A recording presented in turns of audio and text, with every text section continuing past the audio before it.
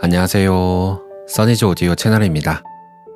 오늘은 구독자님의 추천책 사토 미스로의 하나님과의 수다입니다.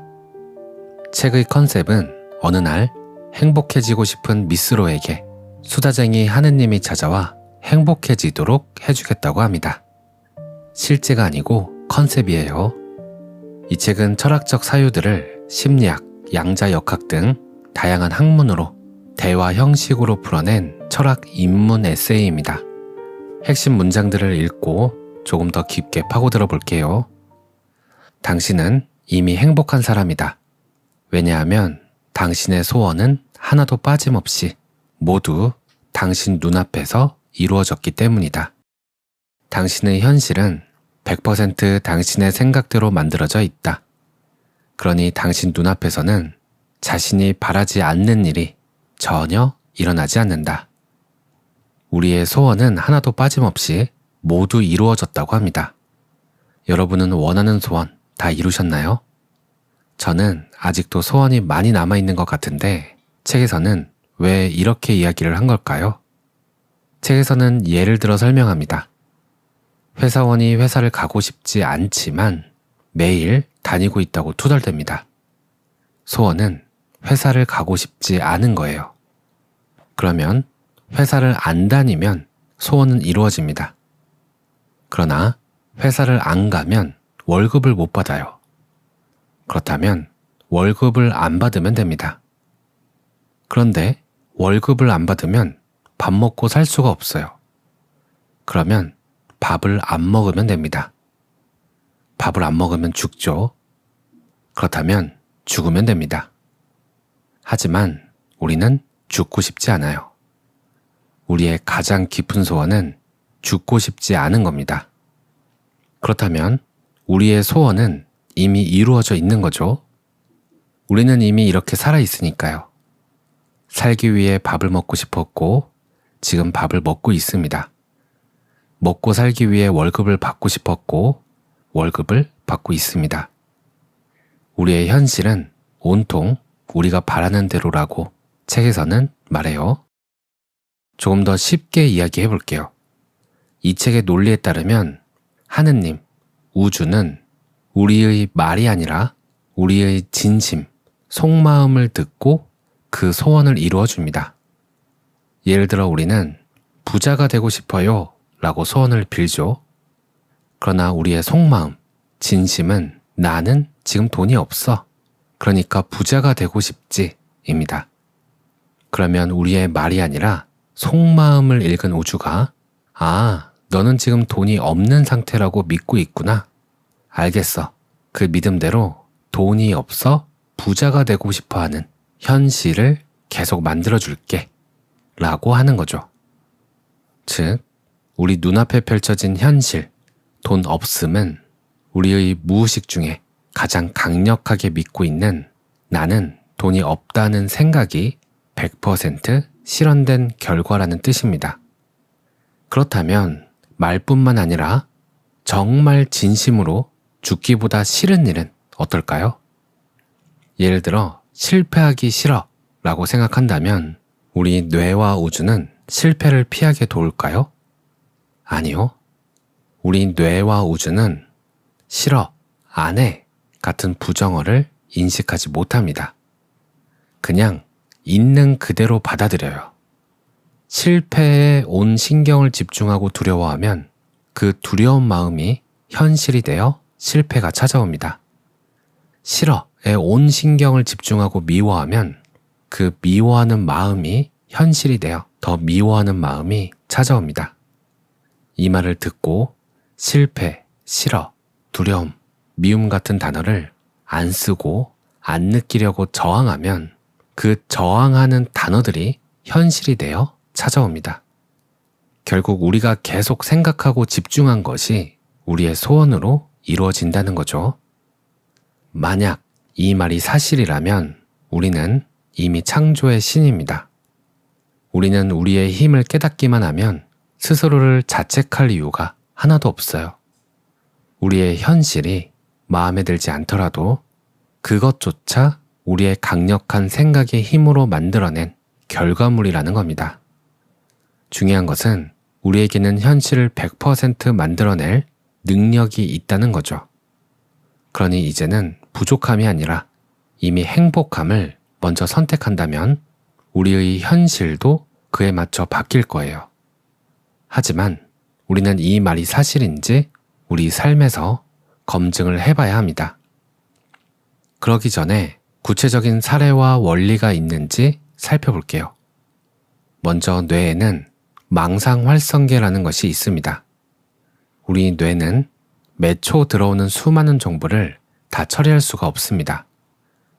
그래서 내가 중요하다고 생각하는 것, 내가 믿는 것만 통과시키고 나머지는 삭제합니다.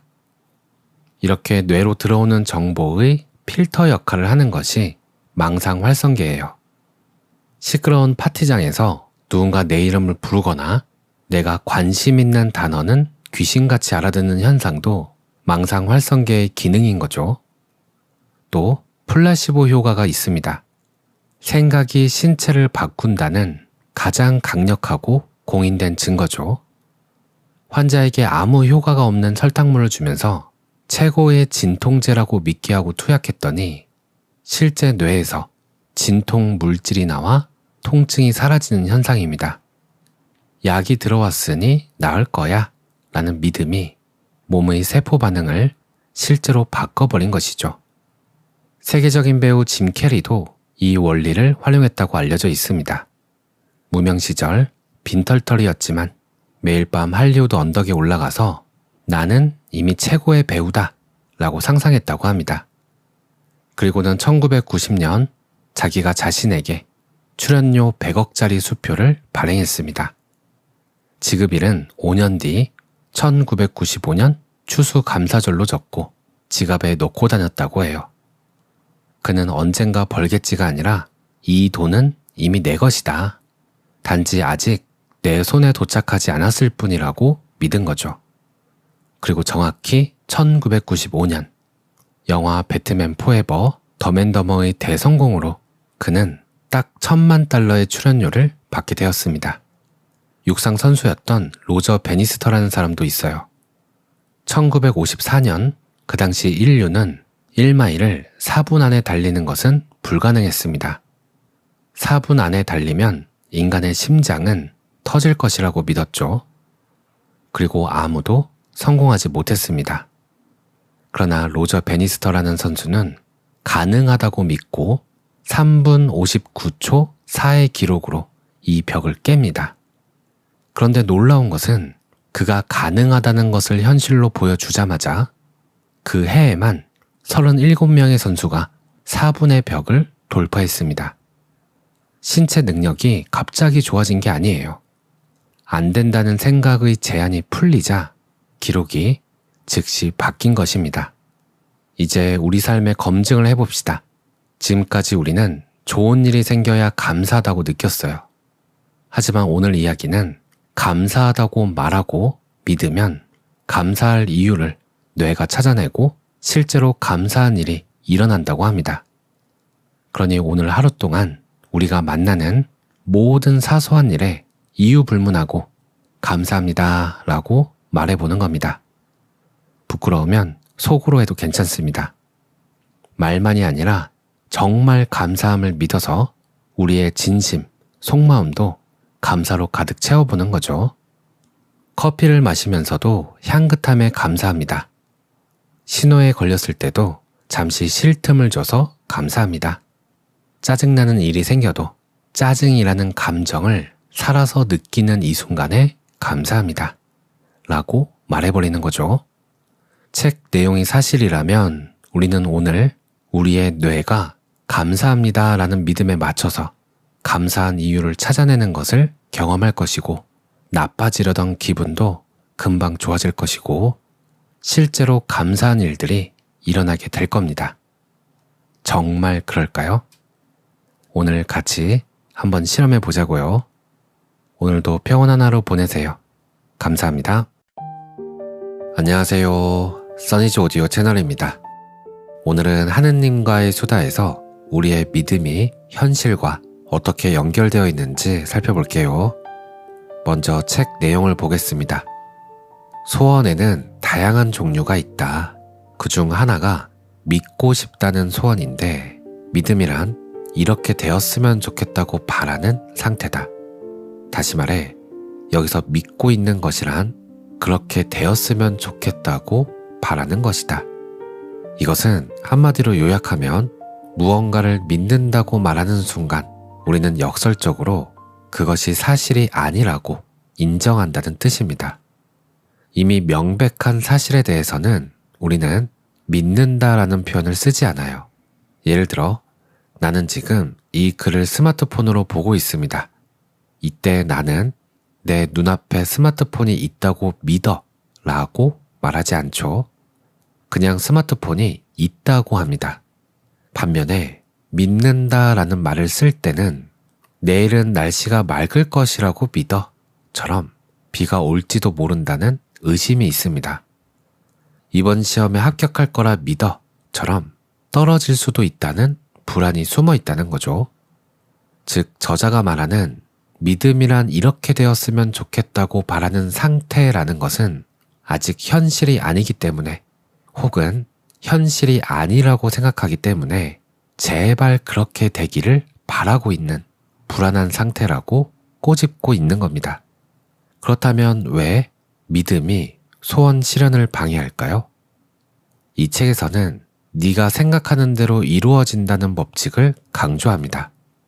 그런데 여기서 나는 부자가 될 것이라고 믿습니다 라고 말하면 나의 속마음에서는 지금은 부자가 아니니까 제발 부자가 되었으면 좋겠어 라는 생략된 진심이 들어가게 돼요. 그러면 우주는 그래? 너는 지금 부자가 되었으면 좋겠다고 바라는 결핍된 상태구나. 그것이 네가 진심으로 바라는 거구나 라며 그러한 현실을 계속 창조하게 된다는 거죠.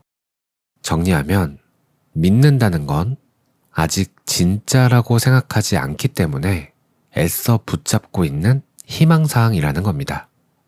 진짜 이루어진 현실이라면 믿을 필요 없이 그냥 알게 되는 거죠. 그런데 여기서 자주 헷갈리는 부분이 있어요. 나는 믿어 라고 느끼고 말하는데도 이루어지지 않는 믿음과 현실을 창조하는 진심의 믿음은 어떻게 다르다는 걸까요? 이 두 가지 믿음은 마음 상태가 완전히 다릅니다. 소원이 이루어지길 바라는 믿음과 이미 이루어졌다고 아는 믿음으로 나눠서 살펴볼게요. 소원이 이루어지길 바라는 믿음은 제발 이루어져라, 제발 하면서 간절하고 집착하고 노력합니다. 어떻게든 믿어서 바꾸고 싶다는 의미예요.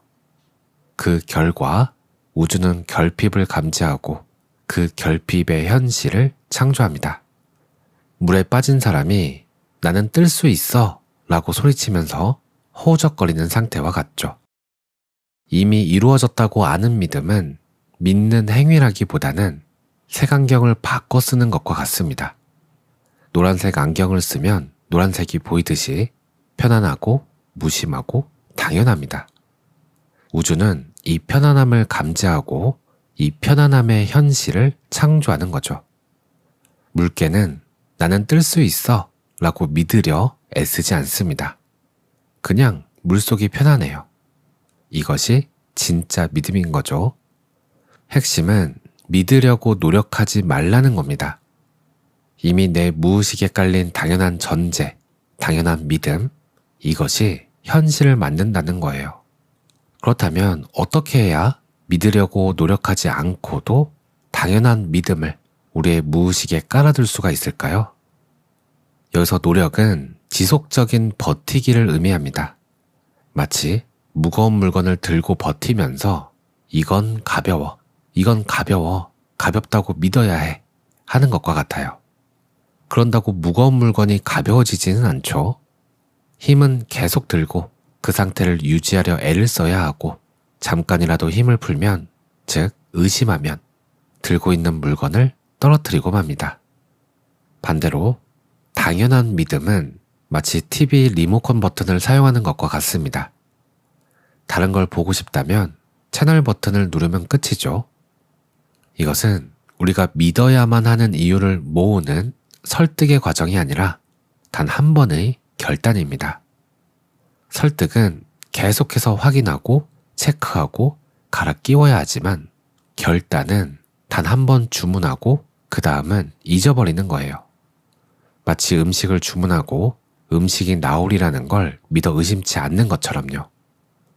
만약 우리가 당연하게 믿는 믿음이 현실을 창조한다는 말이 전부 사실이라면 결국 이런 결론에 이르게 됩니다. 현실이란 의심 없이 믿은 대로 보이는 환상이다. 여기서 어려운 부분은 의심 없이인 것 같아요. 나는 이번 로또에 당첨될 거라고 의심 없이 믿어 라고 말하더라도 우리의 깊은 속마음에서는 그렇지 않을 가능성이 큽니다. 왜냐하면 그동안 우리가 경험했던 사례들, 맥락들은 로또에 당첨될 가능성은 있지만 그 가능성은 굉장히 낮다고 기록되어 있으니까요. 무의식 중에 의심이 있는 겁니다. 오늘 이야기의 기본 전제는 속마음에 품은 것이 현실이 된다는 겁니다. 그런데 이 전제는 우리의 에고에게 욕망을 불러일으킵니다. 그렇다면 내가 현실을 바꿀 수 있다는 말이구나. 어떻게 해야 현실을 바꿀 수 있을까?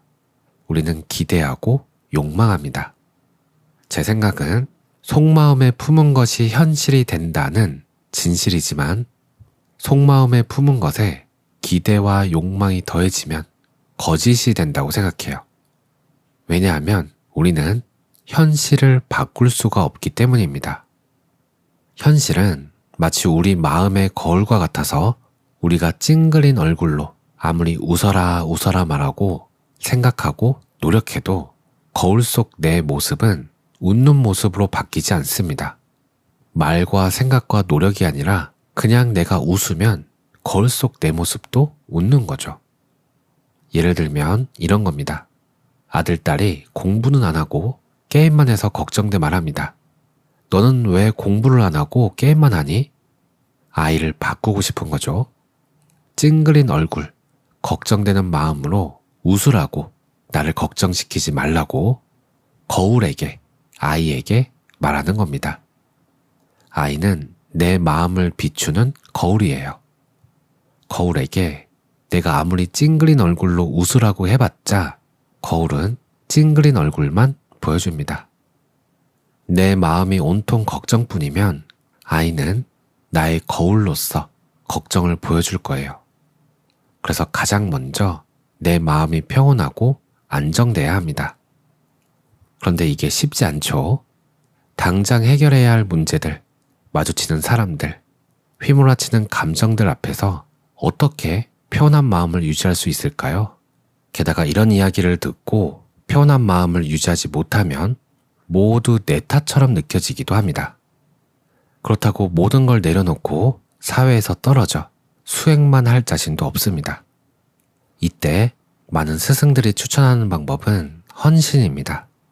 여기서 말하는 헌신은 몸 바쳐 희생하고 봉사하는 것과는 조금 달라요. 결과에 대한 통제권을 내가 아닌 더 큰 존재에게 내맡기는 태도를 의미합니다.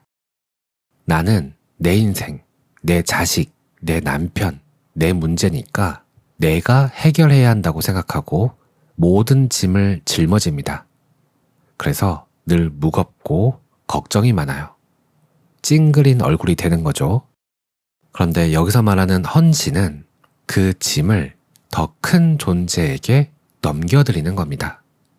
이 문제는 제 힘으로 어쩔 수 없습니다. 그러니 신, 우주, 삶에게 맡깁니다. 하는 거죠. 이것은 현실 도피가 아닙니다. 아이도 키우고 돈도 벌며 현실을 살아가되 마음가짐을 바꾸는 기술입니다. 욕망의 태도는 내가 이렇게 잔소리했으니까 너는, 당신은 변해야 해 라며 결과를 바라는 일종의 거래 형태가 아니라 나는 최선을 다해 사랑하고 조언을 할 뿐 당신이 어떻게 변할지는 삶의 흐름에 맡길게처럼 결과를 바라는 마음 없이 행하는 순수한 사랑입니다. 결과에 대한 기대가 없으면 실망이나 화와 같은 찡그림은 생기지 않습니다. 내가 평온하니 거울도 평온해지는 거죠. 오늘 마음이 불안하고 걱정스럽고 화가 난다면 이렇게 한번 따라해 보세요. 제가 현실을 바꾸려 하지 않겠습니다. 제 걱정과 불안을 모두 신께 또는 삶에 바칩니다. 대신 저는 지금 이 순간 평온하기를 선택합니다. 그리고 깊은 숨을 한번 들이쉬고 내쉬면서 호흡을 알아차립니다. 마음이 평온해짐을 느끼면서 다시 상황을 마주해 봅니다. 현실이라는 거울에 무엇이 비춰지나요? 그것이 지금 자신의 속마음입니다. 오늘도 평온한 하루 보내세요. 감사합니다. 안녕하세요. 써니즈 오디오 채널입니다. 우리는 우리가 믿는 것만 보고 그 믿는 것 안에서만 정답을 찾으려고 합니다. 그래서 똑같은 틀 안에서만 빙빙 돌게 되는 거죠. 비슷한 문제가 마치 인생의 패턴처럼 반복해서 나타난다면 그 문제와 관련된 우리의 믿음을 다시 한번 살펴볼 필요가 있어요. 오늘은 이와 관련해서 살펴볼게요. 사토 미스로의 하느님과의 수다에서는 이런 말이 나옵니다. 인간에게 보이지 않을 뿐 그곳에는 빛이 존재한다네. 인간에게 들리지 않을 뿐 그곳에는 소리가 존재하지. 인간에게 느껴지지 않을 뿐 그곳에는 향기가 존재하고, 즉 인간에게는 엄청나게 많은 해결책이 준비되어 있어. 다만 인간이 믿지 못할 뿐 결국 자신을 초월한 불안한 부분에 정답이 있어. 이 말은 우리가 세상을 인식하는데 한계가 있다는 말인데요. 조금 더 풀어서 설명해 볼게요. 우리 눈에 와이파이 신호는 보이지 않습니다.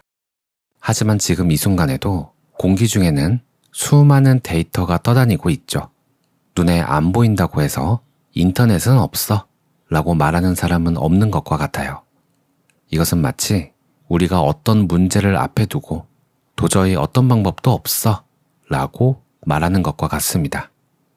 우리가 해결책을 찾지 못했을 뿐이지 해결책 자체가 없는 게 아니라는 말이에요. 이미 우리 주변에는 해결책이 가득 차 있습니다. 하지만 우리는 그 해결책을 보지 못할 뿐인 거죠. 그것은 우리 잘못이 아니에요. 빛은 우주선, 감마선, X선, 적외선 등등 수많은 범위에 걸쳐 진동하고 있습니다. 그 중에서 우리가 볼 수 있는 영역은 가시광선 뿐인 것처럼 우리가 우리의 눈으로 감마선과 적외선을 못 보는 게 우리의 잘못은 아니라는 겁니다. 그저 보지 못할 뿐이에요. 다만 인간은 한계를 계속해서 뛰어넘는 존재이기 때문에 눈으로 보지 못하는 빛을 감지해내는 기계를 만들어내기도 했습니다. 우리가 지금 마주한 문제도 마찬가지예요. 우리는 보통 내가 아는 범위, 내 경험, 내 상식 안에서만 답을 찾으려는 경향이 있습니다. 내 월급으로는 불가능해. 내 성격상 그건 못해. 상식적으로 그건 말이 안 돼. 이렇게 스스로 한계를 정해버리는 거죠. 한계를 정해버린다는 건 그렇게 믿기로 했다는 거예요. 믿기로 했다는 건 믿지 않는 영역도 함께 설정했다는 것이고, 지금부터는 믿지 않는 영역은 눈에 잘 들어오지 않습니다. 인간의 뇌 구조가 그렇게 되어 있어요. 나의 현실은 내가 믿는 그 믿음 안에서만 만들어지고 보여집니다. 그 믿음의 울타리 너머를 가끔씩 만나려 하면 우리는 불안을 느끼기 때문에 그 믿음의 울타리 너머로 가는 것을 싫어하게 됩니다. 그러나 우리가 내가 모르는 방법이 분명히 있을 거야 라고 마음을 열면 바로 그것이 자신을 초월해서 새로운 세상의 입구로 들어가는 길이 됩니다. 책에서는 이 부분을 이렇게 말해요. 결국 자신을 초월한 불안한 부분에 정답이 있어. 가장 핵심적이면서도 실천하기는 어려운 부분이죠. 이미 내가 알고 있는 세상, 편안하고 익숙한 곳은 새로운 답이 없습니다.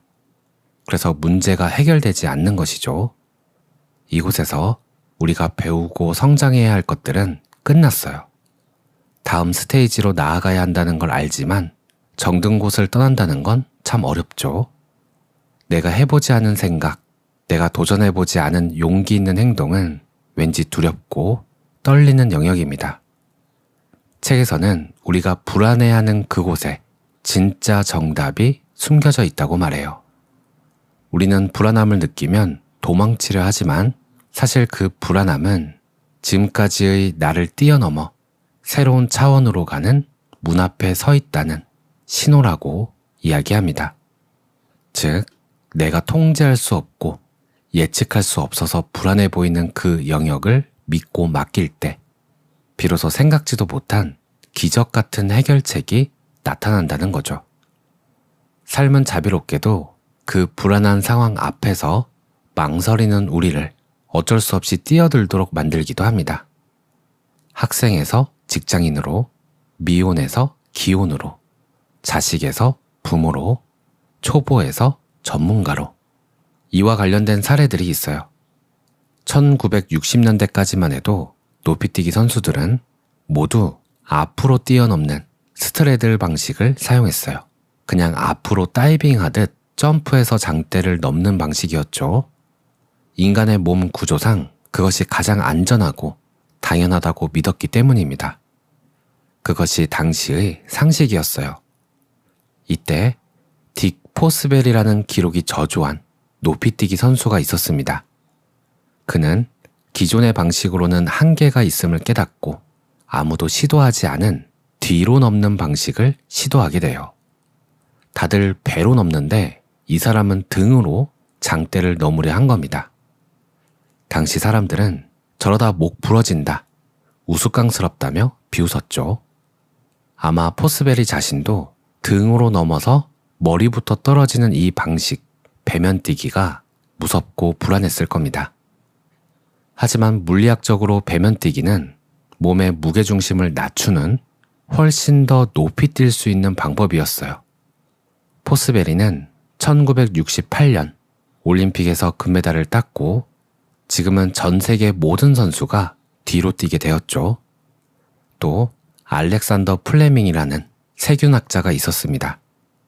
그는 포도상 구균을 연구 중이었어요. 그는 실험 접시 관리를 소홀하게 두고 휴가를 다녀오는 실수를 저지르게 됩니다. 돌아와 보니 실험 접시에 곰팡이가 피어서 실험을 망친 것처럼 보였죠. 보통 사람이었다면 망했다 라고 불안과 좌절을 느끼면서 곰팡이를 씻어버렸을 겁니다. 실수는 나쁜 것이라는 판단이 작동했을 거예요.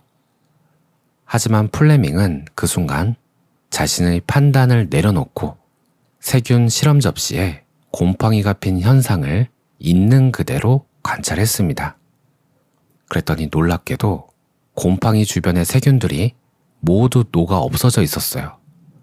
이렇게 발견된 것이 바로 인류를 구한 항생제 페니실린입니다. 이것은 플레밍이 억지로 만들어낸 것이 아니라 자연 속에 이미 존재하고 있었던 것을 발견한 거죠. 인간이 더러운 곰팡이라고 치부하고 보지 못했던 그곳에 기적의 해결책이 있었던 셈입니다. 우리가 일상에서도 자주 겪는 일이 있어요. 심리학에서는 브레인 블링크 현상이라고 하는데요. 갑자기 누군가의 이름이 기억이 안 나서 답답해 미칠 것 같은 순간이 있죠. 이때 머리를 쥐어짜고 집중할수록 답은 더 멀어집니다. 그러다가 에이 모르겠다 하고 포기한 다음에 샤워를 하거나 산책을 하면서 이완이 되면 갑자기 유레카 하면서 기억이 나는 현상이에요. 뇌과학적으로 우리가 불안해하면서 정답에 집착할 때 뇌는 긴장해서 기억 통로를 닫아버린다고 합니다. 오히려 내가 할 수 있는 건 없다고 인정하고 불안한 상태를 받아들이면서 힘을 빼면 뇌의 무의식 영역이 작동하면서 답이 툭 튀어나온다고 합니다. 이 사례들과 책의 내용을 종합해보면 우리가 살아가며 마주하는 모든 문제들은 해결책이 이미 존재합니다. 그러나 우리가 그 해결책을 보지 못하는 이유는 고정관념이나 일반적인 상식, 우리의 믿음 안에서만 문제를 해결하려고 하기 때문이에요. 따라서 풀리지 않는 문제를 풀기 위해서는 불안한 영역을 받아들여 볼 필요가 있습니다. 현실의 문제를 푸는 방법이기도 하지만 우리의 영적 성장 과정이기도 한 것 같아요. 결국 우리의 의식은 확장을 통해 성장하고 더 많은 것들을 사랑하게 되는 과정이니까요. 그 과정에서 지금까지 내 안에서 저항했던 불안한 영역들을 받아들이게 되고 받아들여진 불안한 영역들만큼 우리가 알아차리는 세계도 넓어지게 되는 거겠죠. 마치 여행 같지 않나요? 처음 보는 풍경, 처음 만나는 사람처럼 불안과 기대가 뒤섞인 곳으로 나아가는 것. 여행에서 마주칠 예상하지 못한 상황들을 미리부터 걱정할 필요는 없는 것 같아요. 기꺼이 마주하면 전부 추억이 될 뿐입니다. 보세요. 우리의 지난 여행들을 말이죠. 오늘도 평온한 하루 보내세요. 감사합니다. 안녕하세요. 써니즈 오디오 채널입니다. 이 세상의 상식으로 통하는 것 중 하나는 부족함을 느끼면 채우기 위해 노력해야 하고 그 노력 때문에 풍족함을 얻게 된다는 겁니다. 그런데 다르게 말하는 사람들이 있죠. 내면이 결핍으로 가득 찬 사람은 아무리 죽어라 노력해도 현실은 언제나 결핍으로 가득 찰 거라고 말합니다. 그러니 풍요로워지고 싶다면 먼저 내면이 풍요로워져야 한다고 말이죠. 오늘은 이와 관련해서 어떻게 먼저 내면을 풍요롭게 만드는지 그 원리가 무엇인지 설명하고 있는 책 네빌 고다드의 세상은 당신의 명령을 기다리고 있습니다. 이 책을 읽어볼게요. 이 책은 성경을 중심으로 이야기를 풀어갑니다. 그대가 하느님을 믿는다면 또한 나를 믿어라. 여기서 말하는 하느님은 바로 여러분 안에 존재하는 나입니다. 그렇다면 자신에게 없는 것을 외부의 하느님께 구하는 행위를 더 이상 기도라 부르지 않을 것입니다. 진정한 기도는 지금 이 순간 당신이 바라는 존재가 이미 되었다고 인식하는 것입니다. 그렇다면 왜 수많은 사람들이 기도를 하지만 응답받지 못하고 있는지도 이해하셨을 것입니다. 사람들은 자신에게 없는 것을 하느님에게 구하기 때문입니다. 예를 들어 자신이 가난하다고 인정하면서 하느님께 불을 구한다면 그 기도는 스스로를 가난한 존재로 규정하는 행위가 되어 결국 가난만을 끌어오게 됩니다. 성공적인 기도는 애원이어서는 안 되고 자신을 새롭게 주장하는 것이어야 합니다. 만약 부유해지기를 원한다면 지금 감각이 전하는 가난의 증거를 거부한 채 가난하다는 인상들로부터 완전히 등을 돌려야 합니다. 그리고 자신이 이미 부유하다는 사실을 받아들이십시오. 성경은 이렇게 말합니다. 그대가 기도를 할 때 골방 안으로 들어가 문을 닫아라. 그러면 은밀한 곳에서 보고 계시는 그대의 아버지께서 그것들을 그대에게 숨김없이 줄 것이다. 우리는 아버지를 존재의 의식으로 정의했습니다. 또한 문 역시 존재의 의식을 뜻합니다. 따라서 문을 닫는다는 것은 지금 내가 인식하는 외부의 증거를 차단하고 내가 되고자 하는 존재를 나 자신에게 선언하는 것을 의미합니다. 이러한 선언이 확신으로 굳어지면 그때 여러분의 주변에는 그 선언을 증명하는 열매들이 맺히게 될 것입니다. 그것들이 어떻게 이루어질지는 묻지 마십시오. 인간은 그 길을 알지 못합니다. 즉, 이루어진 어떤 것들도 그것이 어떻게 나타나는지에 대해 알지 못합니다. 의식, 그것은 세상 모든 것이 드러나는 길이자 문입니다. 나는 길이다. 이 말을 했을 때 나 아무개가 길이라고 말한 것이 아니라 의식, 즉 존재의 의식이 모든 것이 나타나는 길이라고 말한 것입니다. 현상은 항상 뒤따릅니다. 결코 의식보다 앞서지 않습니다. 의식만이 유일한 실체입니다. 그러므로 먼저 의식을 얻으십시오. 그러면 그 의식이 반드시 현실 속에서 형체를 드러낼 것입니다. 하늘나라의 왕국을 먼저 구하라. 그러면 모든 것이 그대에게 더해질 것이다. 여러분이 먼저 구해야 할 것은 소망한 것이 이루어진 의식입니다. 그리고 그것이 어떻게 이루어질지는 신경 쓰지 마십시오. 이것이 그대가 선포하면 그것은 이루어질 것이다 라는 말의 참된 의미입니다. 이 원리를 실제로 적용해 보면 나를 시험하고 보라는 말이 무엇을 뜻하는지 깨닫게 될 것입니다. 마리아의 이야기 또한 우리 모두의 이야기입니다. 마리아는 예수라는 사람을 신비로운 방법으로 낳은 여인이 아닙니다. 마리아는 아무리 많은 소망을 낳더라도 언제나 처녀로 남아있는 존재의 의식을 상징합니다. 그러므로 지금의 자신을 이 처녀 마리아로 보십시오.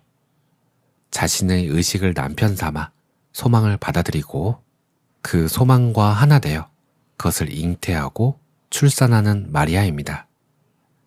이야기를 해보면 마리아는 어떤 남자도 알지 못했지만 아이를 잉태했습니다. 여러분이 품고 있는 소망을 이성적으로 바라보면 그것이 이루어질 것이라고 믿기 어려울 것입니다. 그러나 여러분의 존재의식이 곧 하느님임을 깨달았다면 그 의식을 여러분의 남편으로 삼아 주님의 아이, 현현을 잉태하게 됩니다. 그대를 지으신 이는 그대의 남편이시니 그분의 이름은 만군의 주님이시다. 그분은 온 땅의 주 하느님이라 일컬어지리라. 여러분의 이상과 야망은 이 이야기의 잉태된 태아입니다. 마리아에게 주어진 첫 번째 명령, 곧 여러분에게 주어진 명령은 다음과 같습니다. 가서 그 누구에게도 말하지 말라. 즉, 여러분의 야망이나 소망을 다른 이와 논하지 마십시오. 그들은 여러분 안의 두려움만을 대비쳐 줄 뿐이기 때문입니다. 소망을 현실로 이루기 위해 가장 먼저 지켜야 할 법칙은 비밀 유지입니다. 마리아가 받은 두 번째 명령은 이렇습니다. 주를 크게 하라. 성경에서는 흔히 주를 찬양하라라고 번역되어 있다. 주를 크게 하라는 것은 현재의 자아관념을 새롭게 써내고 확장하여 그것이 자연스럽게 내 일부가 되게끔 하라는 것입니다. 이렇게 자연스러운 느낌이 얻어졌을 때 의식 안에서 여러분과 하나 된 것은 생명을 얻습니다. 창조의 이야기는 요한복음 1장에 간략히 요약되어 있습니다. 태초에 말씀이 있었다. 바로 지금이 여기서 말한 태초입니다. 그것은 충동, 즉 욕망의 시작입니다. 욕망은 여러분의 의식 속에서 형체를 얻기 위해 헤엄치고 있습니다. 이것이 바로 말씀입니다. 욕망 그 자체는 실체가 없습니다. 왜냐하면 I am, 곧 존재의 의식만이 유일한 실체이기 때문입니다. 그러므로 내가 원하는 존재가 되었음을 의식할 때에만 욕망은 생명을 얻어 실체로 드러납니다. 따라서 욕망을 실현하려면 요한복음 1장 두 번째 구절을 적용해야 합니다. 그리고 말씀은 하느님과 함께 계셨으니 말씀, 즉 욕망은 의식 속에 단단히 고정되어 완전히 하나가 될 때 비로소 실체를 얻습니다. 내가 원하는 존재가 되었음을 의식하는 것은 내 의식을 그 형상에 못 박는 것이며 그 개념에 생명을 불어넣어 지금껏 잠들어 있던 욕망을 부활시키는 일입니다. 두 사람이 어떤 일에든 뜻을 함께하면 그것은 땅 위에서 이루어질 것이다. 여기서 뜻을 함께한다는 것은 실제 두 사람 사이에 일어나는 일이 아닙니다. 이것은 의식과 이루고자 하는 대상 사이에서 이루어지는 합의를 뜻합니다. 여러분은 지금 존재한다는 사실을 인식하고 있으므로 말로 하지 않아도 내면에서는 이미 스스로에게 I am, 즉 나는 존재한다 라고 선언하고 있는 셈입니다. 만약 여러분이 건강을 원한다면 아직 어떤 외적 증거가 없더라도 먼저 자신이 건강하다고 느끼기 시작해야 합니다. 그래서 나는 건강하다는 느낌이 완전히 자리 잡는 순간 두 사람이 뜻을 같이 하게 된 것입니다. 즉, I am과 건강이 하나가 되는 것에 동의를 했고 그 결합으로 아이가 태어나는 것입니다. 이 경우 태어난 아이는 건강입니다. 이런 동의가 이루어졌기 때문에 아이의 모습은 현실에서 드러나게 됩니다. 이제 왜 모세가 I am이 나를 보냈다라고 말했는지 이해했을 것입니다. I am, 곧 나의 의식 외에 어떤 것이 세상 속의 모습을 드러나게 할 힘이 있겠습니까? 의식 외에는 없습니다. 여기까지.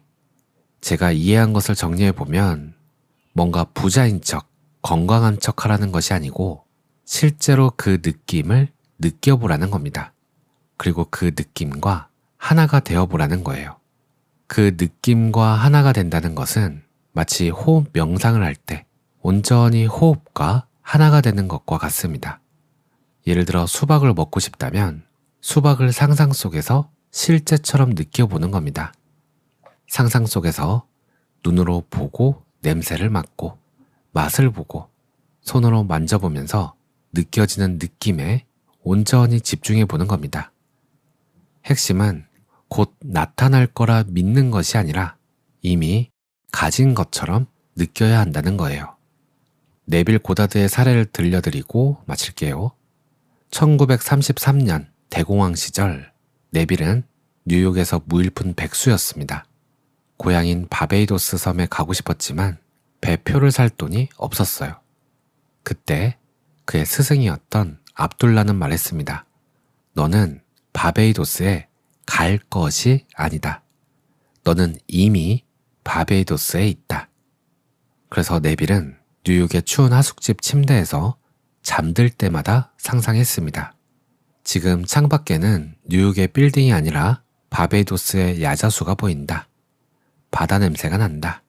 이 침대는 뉴욕이 아니라 고향집의 내 침대다. 그렇게 잠들고 아침에 눈을 뜨면 여전히 추운 뉴욕이었습니다. 네빌은 스승에게 아직도 뉴욕인데요? 라고 불평했죠. 그러자 스승은 바베이도스에 있는 사람이 어떻게 뉴욕 이야기를 하는가? 라며 문을 꽝 닫아버렸다고 해요. 그리고 며칠 뒤 네빌의 형에게서 편지가 왔는데 네가 크리스마스에 집에 왔으면 해서 배표를 동봉한다 라고 적혀 있었다고 합니다. 저도 이 책을 읽고 어젯밤에 수박을 생생하게 상상하는 실험을 해봤는데요.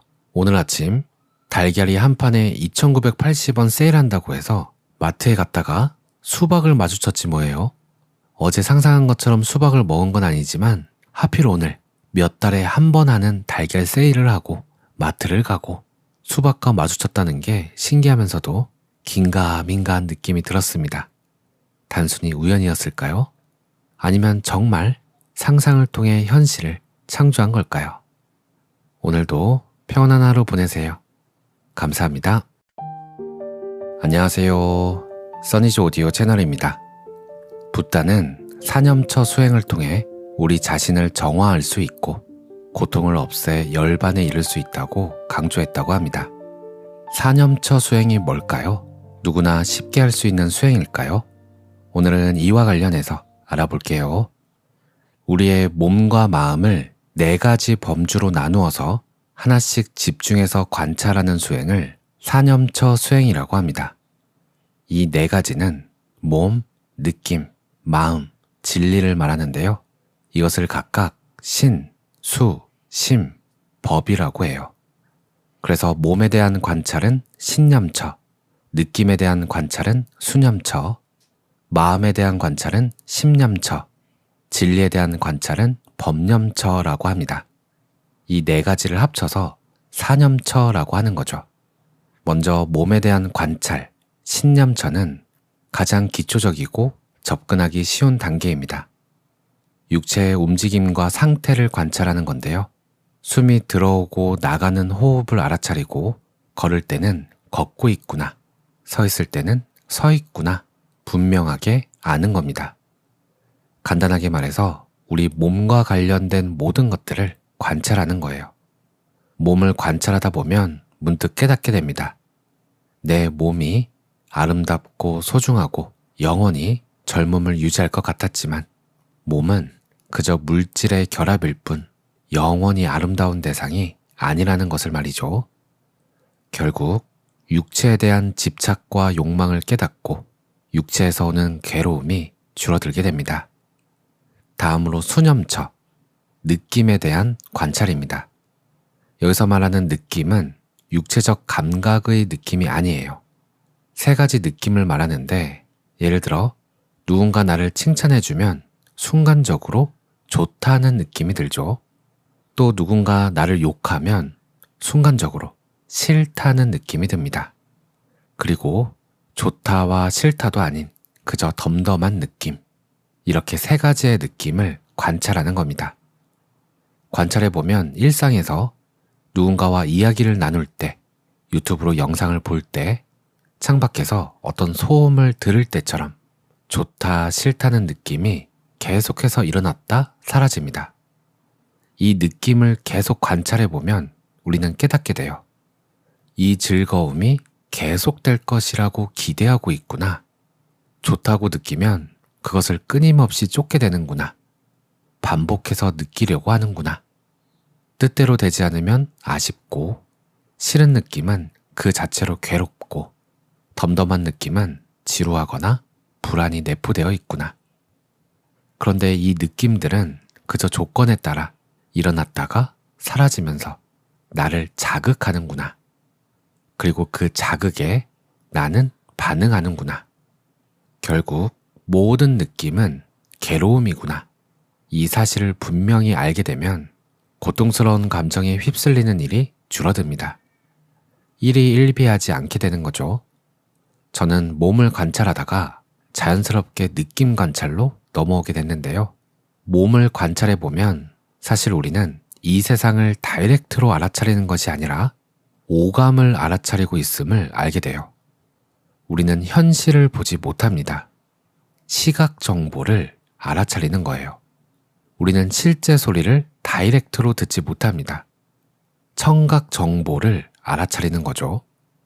그래서 저는 내가 보고 있음을 알아차리는 게 아니라 눈으로 들어온 정보를 알아차리고 있음으로 관점을 바꿔서 알아차려 봤어요.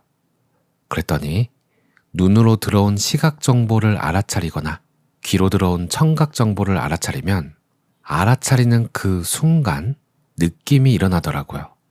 바로 좋다, 싫다, 별 느낌 없다. 이 세 가지 중 하나인 거죠. 이 느낌을 알아차리는 것, 이것이 바로 수념처입니다. 다음은 심념처예요. 현재 나의 마음 상태를 관찰하는 겁니다.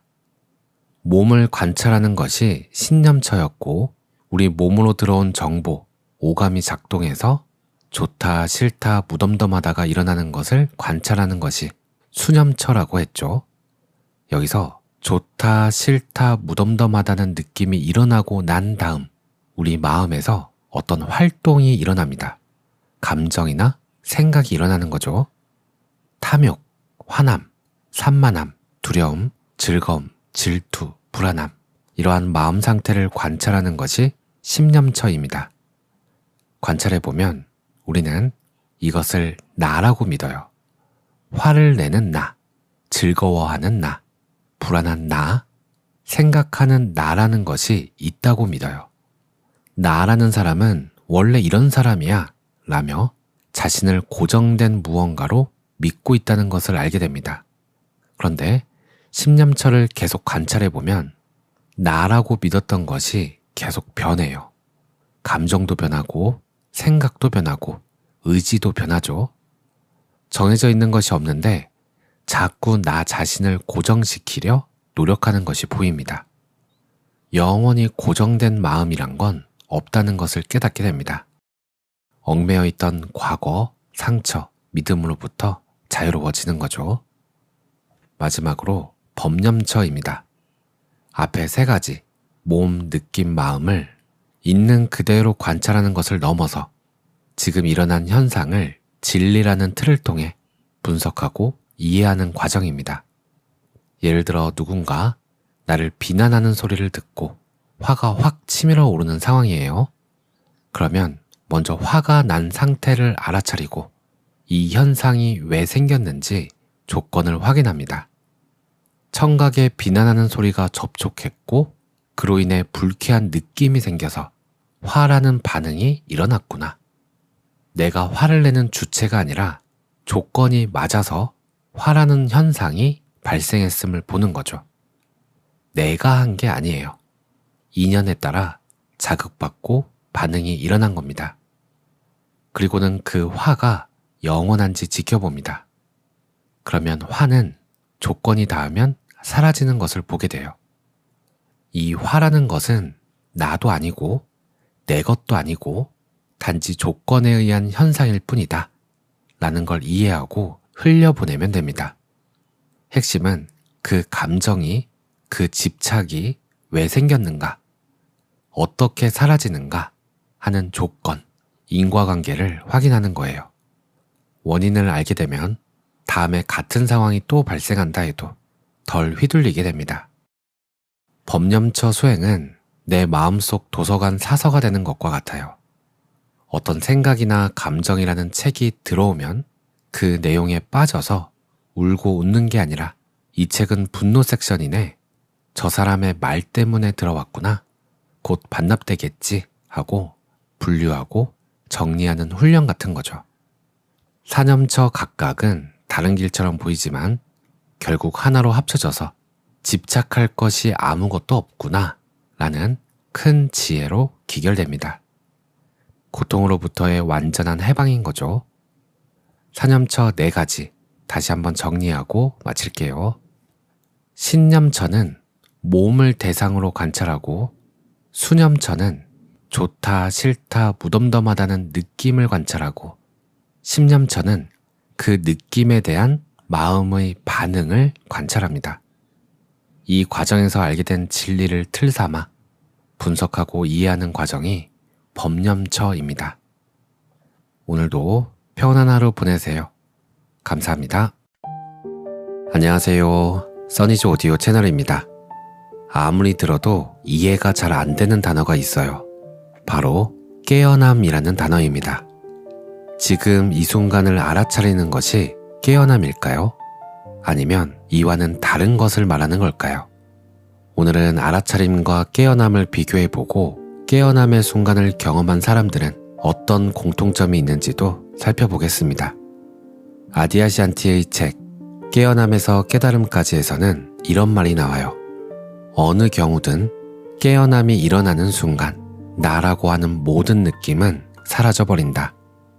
세상을 인식하는 방식이 벼랑간 바뀌어서 자신과 나머지 세계 사이에 어떤 분리감도 느끼지 못함을 깨닫게 된다. 먼저 이 문장을 살펴볼게요. 나라는 느낌이 사라진다고 합니다. 우리는 평소에 세상을 볼 때 여기 있는 나가 저기 있는 세상을 본다고 생각해요. 나와 세상 사이에 보이지 않는 벽이 있다고 믿는 것이죠. 평소 우리는 내 몸 안쪽은 나, 몸 바깥쪽은 남 또는 세상이라고 구분합니다. 나라는 경계가 있습니다. 그런데 깨어남의 순간에 이 경계선이 착각이었음을 깨닫게 된다고 해요. 마치 컵 안의 공기와 컵 밖의 공기가 사실은 다 같은 공기이듯이 나라는 고정된 알맹이가 따로 있는 게 아니라는 사실을 직감적으로 알게 된다고 합니다. 가장 이해하기 쉬운 비유는 파도와 바다예요. 파도는 끊임없이 해안가로 밀려오죠. 깨어나기 전 우리는 이 파도 하나가 자신, 나라고 생각합니다. 나는 저 옆의 파도와는 달라. 나는 언젠가 해변에 부딪혀 사라질 거야 라고 두려워하며 자신을 독립된 개체로 여기는 거죠. 이것이 우리가 평소 느끼는 분리감입니다. 그러다가 깨어남의 순간이 오면 아, 나는 파도라는 모양을 하고 있지만 본질은 그저 바다, 물이었구나를 알게 됩니다. 옆에 있는 파도도 남이 아니라 같은 바다임이 느껴집니다. 파도의 모양은 달라도 본질적으로는 분리되지 않은 하나의 거대한 흐름이라는 것을 알게 되는 것이죠. 이때 실제로 어떤 느낌이 들까요? 아디아샨티는 세상을 인식하는 방식이 바뀐다고 합니다. 이것은 단순히 생각이 바뀌는 것이 아니라 감각적인 체험의 변화를 말하는데요. 전에는 내가 나무를 쳐다보는 느낌이었다면 깨어난 후에는 그냥 봄, 그 자체만 있습니다. 보는 자와 보이는 대상의 구분이 사라집니다. 우리가 관찰자와 대상이라고 부르는 주체와 객체라는 분리가 사라지는 거죠. 내가 세상을 사는 것이 아니라 세상이 나라는 모양을 통해 흐르고 있음을 온몸으로 깨닫는 순간이라고 합니다. 그렇다면 지금 이 순간을 알아차리는 것과 깨어남이라는 것은 어떻게 다른 걸까요? 결론부터 이야기하면 지금 이 순간을 알아차리는 것은 연습 과정에 가깝고 아디아샨티가 말한 깨어남은 그 연습을 하던 주체, 관찰자마저 사라지는 변화입니다. 가장 큰 차이는 보는 자, 나가 남아 있느냐, 없느냐 하는 거죠. 지금 이 순간을 알아차리는 상태는 여전히 나와 대상, 둘로 나뉘어 있습니다. 아, 내가 지금 화가 났구나. 내가 지금 빗소리를 듣고 있구나. 라고 인식하는 거죠. 이것은 마치 카메라 렌즈로 풍경을 찍고 있는 것과 같습니다. 카메라는 풍경을 아주 선명하게 담아내지만 카메라와 풍경은 여전히 분리되어 있어요. 나라는 중심점이 여전히 존재합니다. 아디아샨티가 말한 깨어남은 그 카메라마저 녹아 없어진 상태예요. 내가 빗소리를 듣는다가 아니라 그냥 빗소리가 있음 혹은 내가 곧 빗소리다가 됩니다. 이 차이를 영화관에 비유를 해볼게요. 먼저 평소 우리는 잠든 상태입니다. 영화 내용에 너무 몰입해서 주인공이 울면 같이 울고 화내면 같이 화냅니다. 내가 관객이라는 사실조차 잊고 영화 속 이야기를 진짜 현실이라고 착각하는 거죠. 만약 여기서 알아차리는 상태로 나아가면 정신을 차리고 아, 나는 지금 영화를 보고 있구나 라고 자각합니다. 스크린 위에 나타난 영화 내용에 휩쓸리지 않고 한 발짝 떨어져서 영화를 관찰합니다. 하지만 여전히 관객은 자리에 앉아서 스크린 위의 영화를 바라보고 있어요. 관객과 영화는 분리되어 있습니다. 이제 깨어남의 순간이 오면 갑자기 관객석의 의자가 사라지고 내 몸도 사라집니다. 내가 곧 스크린이 됩니다. 영화 속 장면들이 나라는 스크린 위에서 춤추고 있어요. 보는 나와 보이는 영화의 구분이 완전히 사라지고 그저 영상의 흐름만 존재하게 됩니다. 알아차림은 깨어남으로 가는 문인 거죠. 그 문을 계속 두드리다 보면, 그러니까 계속 알아차리다 보면 어느 순간 문을 두드리던 나조차 환상이었음을 알게 되는 것. 그것이 깨어남이라는 거죠. 그렇다면 나라는 게 사라지면 일상생활은 어떻게 될까요? 내가 없는데 밥은 누가 먹고 회사는 누가 가는 걸까요? 결론부터 이야기하자면 일상생활은 문제없이 돌아갈 뿐만 아니라 오히려 더 매끄럽고 효율적으로 돌아간다고 해요. 왜냐하면 깨어남이 일어날 때 사라지는 것은 머릿속의 수다쟁이 관리자이지 일을 처리하는 숙련된 직원이 아니기 때문입니다. 사라지는 것은 심리적 자아예요. 나는 잘 보여야 해. 저 사람이 나를 무시하면 어쩌지? 아까 그 말은 실수였어 라며 끊임없이 불안해하고 판단하는 목소리입니다. 이것이 사라지는 거예요. 기능적 자아는 남습니다. 배고픔을 느끼는 신경이라든지 운전하는 기술이라든지 말하고 일하는 과거에 학습된 모든 기능은 그대로 남습니다. 뇌에 입력되었던 데이터베이스는 삭제되는 것이 아니에요. 이것을 예로 들어보자면 깨어나기 전에는 운전할 때 옆에서 계속 잔소리하는 동승자, 자아가 있는 것과 같습니다. 야, 옆차 끼어든다. 화내. 빨리 가. 늦으면 상사한테 혼나는데 어떡하지? 아, 내 인생은 왜 이렇게 바쁘지? 처럼 운전도 하지만 잔소리 때문에 피곤하고 에너지가 낭비돼요. 하지만 깨어난 상태는 잔소리하던 동승자, 자아가 차에서 내린 거죠. 이제 차 안은 고요합니다. 하지만 운전대는 여전히 잡고 있고 신호등이 빨간불이면 멈추고 초록불이면 갑니다. 필요한 판단은 즉각적이고 직관적으로 일어나요. 아디아샨티는 이것을 두고 삶이 삶을 산다 라고 표현합니다. 내가 억지로 사는 게 아니라 삶이 저절로 흘러가는 느낌인 거죠. 배가 고프면 아, 살찌면 안 되는데 뭘 먹지? 라는 갈등 없이 그냥 냉장고로 가서 몸에 필요한 음식을 꺼내 먹습니다. 고민 없이 행동해요. 훌륭한 축구선수는 경기에 완전히 몰입했을 때 내가 공을 찬다는 생각 없이 몸이 저절로 반응한다고 하는데요. 깨어난 사람도 24시간이 그런 몰입 상태와 비슷하다고 해요. 대화할 때도 다음 할 말을 계산하지 않지만 적절한 말이 입에서 저절로 나옵니다. 또 달력에 일정을 적고 계획도 세우지만 그 일이 꼭 성공해야만 해 라는 집착이 없고 그저 지금 필요한 일을 담담하게 처리하게 됩니다. 이러한 순간을 경험했던 사람들이 있어요. 먼저 에카르트 톨레는 29세 때 극심한 우울증에 시달렸습니다. 그러던 어느 날 밤 도저히 더 이상 나 자신과 함께 살 수 없어 라는 생각이 머릿속을 맴돌았다고 해요. 그리고는 문득 의문이 생깁니다. 내가 나랑 살 수 없다고? 그럼 나는 누구고 그 나와 함께 살 수 없다는 또 다른 나는 누구지? 내가 둘인가? 이 질문과 함께 갑자기 머릿속에 시끄러운 자아가 붕괴돼 버렸다고 합니다. 그는 소용돌이 속으로 빨려 들어가는 공포를 느꼈지만 저항하지 않고 내맡겼다고 해요. 그리고 다음날 아침 눈을 떴을 때 세상은 전과 똑같았지만 모든 것이 찬란한 빛과 평화로 가득 차 있었습니다. 불행한 나라는 이야기꾼이 사라진 거죠.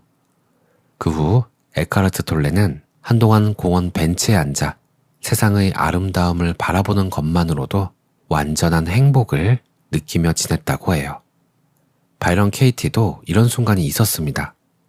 평범한 가정주부이자 사업가였던 그녀는 심각한 우울증과 분노 조절 장애로 요양원에 격리되어 있었어요. 그런데 어느 날 아침 바닥에 누워 있다가 바퀴벌레가 자신의 발 위로 기어가는 것을 보았습니다. 그 순간 모든 고통은 세상이 내 생각대로 움직이지 않는다고 믿을 때 생긴다는 사실을 벼락처럼 깨달았다고 해요.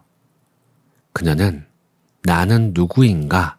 라는 질문조차 필요 없었고 그저 자신을 괴롭히던 생각이 사실이 아님을 알게 되면서 나라는 감옥이 사라져버렸습니다.